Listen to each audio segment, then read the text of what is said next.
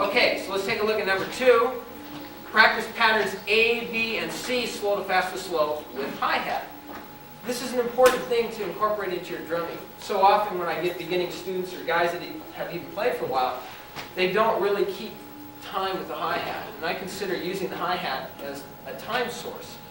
Now, as we get into some of these patterns, as we go through these steps, you'll realize that in order for it to really be triplets or be in a 16th note feel, you have to have something carrying the basic pulse.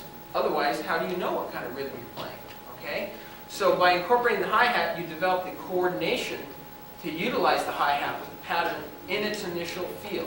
Since it's 3 notes, I'm just going to go ahead and place the hi-hat on the first of the 3 notes, and so it's going to be in a triplet feel. And again, I'm going to use this staircase procedure of going slow to fast to slow. Alright, so practice pattern A with the hi-hat, slow to fast to slow. So the hi-hat's going to come with the right hand. Okay, so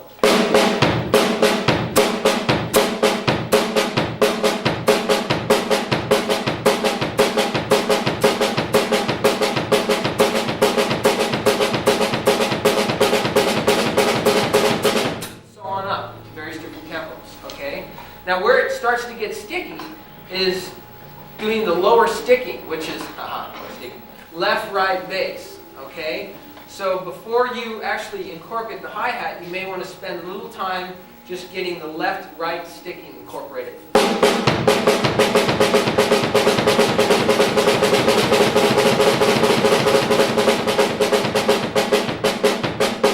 Now you may not find that the left-right ever feels quite as good as the right-left, but that just depends on how much time you put into it. Okay? I noticed Steve Gadd, a great player, he always had this really interesting sounding fill, and it was this, but he played it so cleanly, and he stuck it bass beginning, left, right. How many people when they play this 2 up, 1 down pattern always go right, left bass? Okay? How many will admit they only go Okay, so if you're a right-handed drummer like I am, you tend to start with the right hand. It feels most comfortable. But listen to the sound going right, left bass at various tempos, and then I'll do it left, right bass. And notice that it's going to sound much meatier doing left, right bass because the toms are descending, which makes it really have that dump quality as it goes down. So here we go.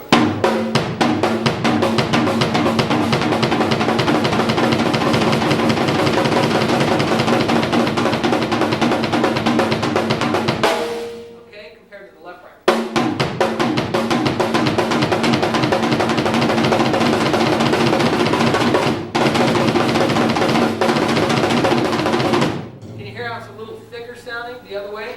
So it's important to think about that. We play down the drums right-handed lead, but if you want to keep the right hand down at the lower drums and the left hand up here, then you need to start incorporating this left-hand lead approach. Okay? So again, this is being very thorough, taking a 3-note pattern and learning it right-left bass or left-right bass. Okay?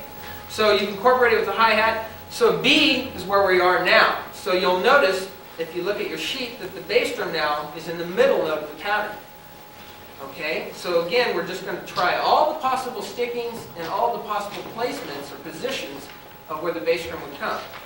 A, it was on the 3rd note of the triplet. Now B, it's on the middle note of the triplet. And so incorporating the hi-hat is going to really define where you're starting the pattern. So I'll begin with the upper sticking. The left hand and the hi-hat together. Really keep that in mind.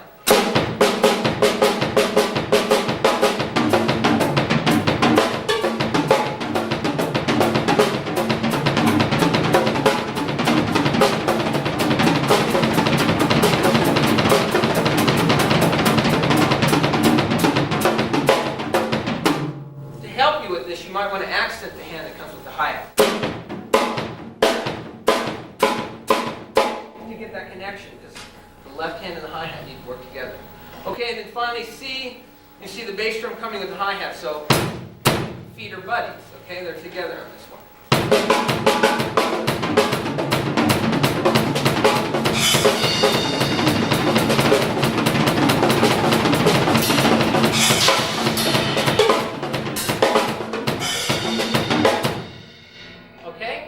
So we're being real thorough here, and then of course you can go through and do it with a left-right lead as well, the bass drum. Okay? So is there any questions on anything I've talked about so far? This is a clinic, and if you have a question, ask so you can learn. Good. I must have explained it perfectly. All right.